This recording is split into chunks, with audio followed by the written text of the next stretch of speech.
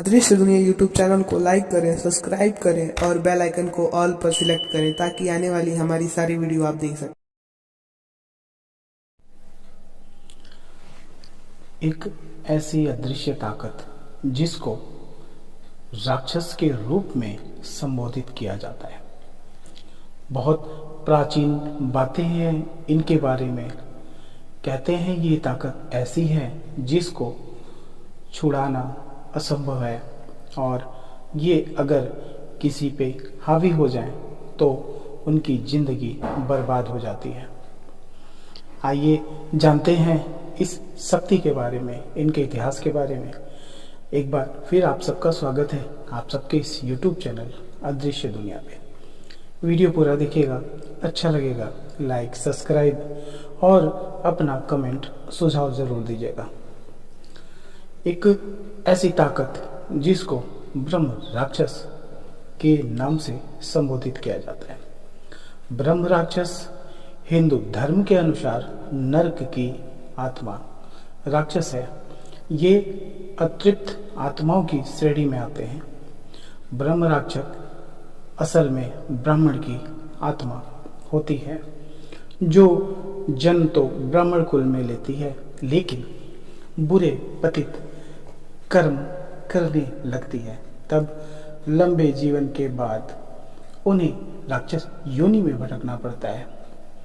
इसकी वजह उनका अपनी विद्या का गलत इस्तेमाल करना भी हो सकता है। जानकार बताते हैं कि ब्राह्मण वर्ण में कुछ उच्च ज्ञानी इंसान का जन्म इसलिए होता है ताकि वो दूसरों को अपने ज्ञान से प्रेरित कर सके। जब वे ऐसा नहीं करते हैं तब वो मृत्यु के बाद ब्रह्म राक्षस बन जाते हैं। ऐसा भी कहा जाता है जिस ज्ञानी ब्राह्मण को विद्याओं की ज्ञान हो, साधनाओं की ज्ञान हो और अपने ज्ञान का वह गलत उपयोग करता है, उसको भी ब्रह्म राक्षस बनना पड़ता है। आइए जानते हैं ब्रह्म राक्षस की कहानी कि किस तरह उनका उदय होता है। ब्रह्म राक्षस बनने के बाद उनमें ज्ञान का स्तर उतना ही रहता है, लेकिन वो इंसानों को खाने लगते हैं। दूसरे शब्दों में उनमें ब्राह्मण और राक्षस दोनों गुण के होते हैं। हिंदू धर्म के पुराणों में इनका विस्तृत वर्णन है, जिसके अनुसार ऐसे ब्रह्म राक्षस में बहुत शक्तियां होती हैं और बहुत कम लोग ही इन पर काबू पा सकते हैं या फिर इन्हें इस योनि से मुक्ति दिला सकते हैं। हिंदू सभ्यता में ब्रह्म राक्षस का वर्णन भी है।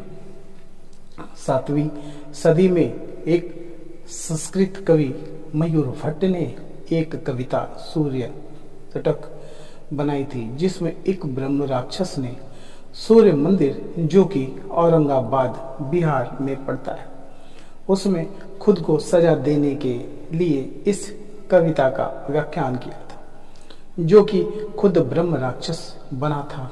इस तरह वह खुद के पाप का प्रायश्चित कर रहा था। ब्रह्म राक्षस और अन्य आत्माओं के पास बुरी प्रवृत्ति होती है तो इनके प्रभाव से पेड़ सूख जाते थे और इन्हें उस छोड़ना पड़ता था। मयूर भट्ट ने आत्माओं के प्रस्थान के बाद सफलतापूर्वक जैसी ही सूर्य उपासना का 100वां अध्याय पूरा किया, उसे मुक्ति मिल गई।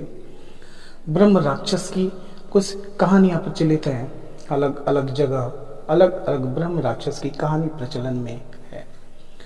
कई कहानियों जैसे कि विक्रम बेताल पंचतंत्र में ब्रह्म राक्षस का जिक्र किया गया है। इन कहानियों के अनुसार ब्रह्म राक्षस अगर किसी इंसान पर मेहरबान हो जाते थे तो उसे धन संपदा ऐश्वर्य से संपन्न बना देते थे। दूसरी कहानियों में इनका वर्णन एक राक्षस जिसके सिर पर सिंह होते हैं रूप में किया गया है। इनके अनुसार ये विशालकाय और मतलबी होते हैं। इसके सर पर ब्रह्मा की तरह ही चोटी होती थी, जैसा कि जिन्न का स्वरूप होता है, ये पेड़ पर उल्टे लटके रहते थे, जैसा कि विक्रम बेताल में वर्णित है। दक्षिण भारत में भी प्रचलित ब्रह्म राक्षस की कहानी के अनुसार हिंदू मंदिरों के, खास तौर से दक्षिण भारत के महाराष्ट्र के मंदिर इन ब्रह्म राक्षस का वर्णन करते हैं, वे मिलते हैं। मंदिर की बाहरी दीवारों पर इनका चित्रण भी मिलता है, जिनकी पूजा भी होती है, इन्हें सम्मान भी दिया जाता है और तेल का दिया भी जलाया जाता है। कई मंदिर जैसे कि कोट्टायम केरल के में एक मंदिर भगवान के प्रतीक रूप पूजा जाता है।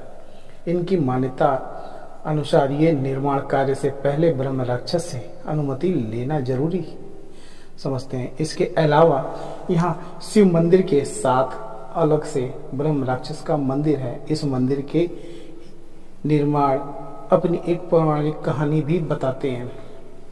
ब्रह्म राक्षस के मंदिर से जुड़ी कुछ कहानियां भी प्रचलित हैं। कहानी के अनुसार पुराने समय में दो दोस्त थे, एक राजा और एक मंदिर का पुजारी। मंदिर का पुजारी बहुत सुंदर था और उसकी दोस्ती एक मिसाल थी। राजा की पत्नी मूसा राजा का दोस्त से प्यार करने लगी थी।